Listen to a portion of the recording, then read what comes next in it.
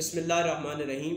ये एक सवाल किया गया कि क्या खंजीर, जिसको सूर कहा जाता है, इसका नाम ले लेने से हमारी नमाज जो है वो 40 दिन तक कबूल नहीं होती, और इसी तरह इसका नाम ले लेने से हमारी ज़ुबान जो है वो नापाक हो जाती है।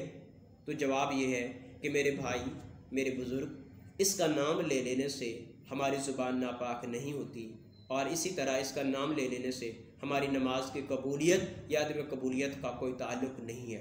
कुरान हकीम का जब हम मुताला करते हैं तो कुरान हकीम में कई मरतबा हराम जानवरों का तज़किरा करते हुए अल्लाह ताला ने लफ्ज़ खंजीर का ज़िक्र किया है।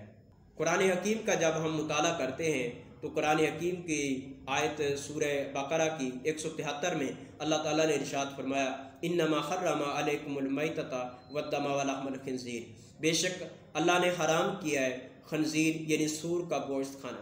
अब खंजीर का लफ्ज़ तो कुरान ने बयान किया, तो इसका ज़िक्र करने से हमारी नमाज के ऊपर भी कोई फ़र्क नहीं पड़ेगा, और इसी तरह हमारी ज़ुबान के नापाकी के हवाले से भी कोई फ़र्क नहीं पड़ेगा।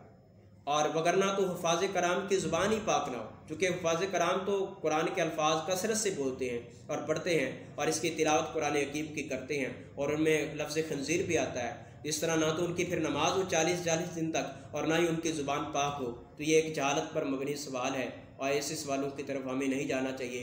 कुरान हकीम को पढ़ें, सुन्नत नबवी के मुताबिक चलें, और गलत फ़हमियों की तरफ ना जाए। अल्लाह हमें जहालत से भी बचाए, अल्लाह हमें बेअमली से बचाए। अल्लाह रब्बुल इज़्ज़त हमें कुरान हकीम